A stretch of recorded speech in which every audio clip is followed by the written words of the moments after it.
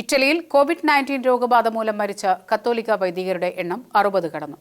യുവാവിനു വേണ്ടി വെന്റിലേറ്റർ നൽകി ജീവൻ പുൽകിയ ഇറ്റാലിയൻ വൈദികന്റെ ത്യാഗത്തിൽ ശിരസ് നമിച്ച് ലോകം.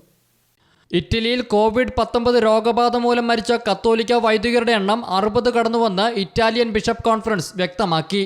വിവിധ രൂപതകളിൽ നിന്നും ഇടവകകളിൽ നിന്നും വൈദികരുടെ കുടുംബങ്ങളിൽ നിന്നും ലഭിച്ച കണക്കുകൾ പ്രകാരമാണ് മരിച്ച വൈദികരുടെ എണ്ണം ഇറ്റാലിയൻ മെത്രാൻ സമിതി പുറത്തുവിട്ടത്. രോഗബാധയെ തുടർന്ന് വ്യാഴാഴ്ച മാത്രം 8 വൈദികർ മരണമടഞ്ഞിരുന്നു. 2 ദിവസത്തിനുള്ളിൽ 10 വൈദികരാണ് മരണപ്പെട്ടത്. ബെർഗാമോ പട്ടണത്തിലാണ് ഏറ്റവും കൂടുതൽ വൈദികർക്ക് ജീവൻ നഷ്ടപ്പെട്ടത്. ഇവിടെ മാത്രം 20 വൈദികരാണ് മരണപ്പെട്ടത്. 17 വൈദികർ ആശുപത്രിയിൽ രോഗബാധിതരായി കഴിയുകയാണ്. പൊതുവായ ബലിയർപ്പണങ്ങൾ നിർത്തലാക്കിയെങ്കിലും കോവിഡ് മൂലം ക്ലേശിക്കുന്ന ജനങ്ങളോടൊപ്പം വൈദികർ ഇപ്പോഴും സേവന സന്നദ്ധരായി തുടരുകയാണ്. ഇതാണ് വൈദികരുടെ മരണസംഖ്യ വർദ്ധിക്കുന്നതിന് ഇടയാക്കിയത്.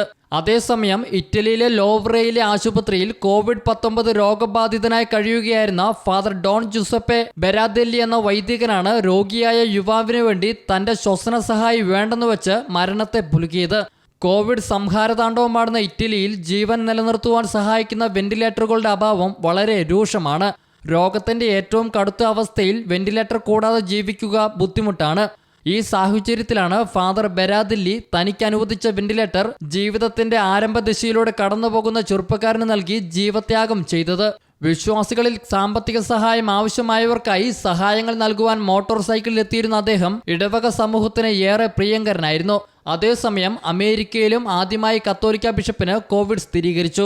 ന്യൂ ഓർലിയൻസ് അതിരൂപതയുടെ അധ്യക്ഷനായ ആർച്ച് ബിഷപ്പ് ഗ്രിഗറി എയ്മഡിനാണ് കോവിഡ് സ്ഥിരീകരിച്ചിരിക്കുന്നത്. ഇതുവരെ 5 അമേരിക്കൻ വൈദികർക്കാണ് കോവിഡ് സ്ഥിരീകരിച്ചിരിക്കുന്നത്.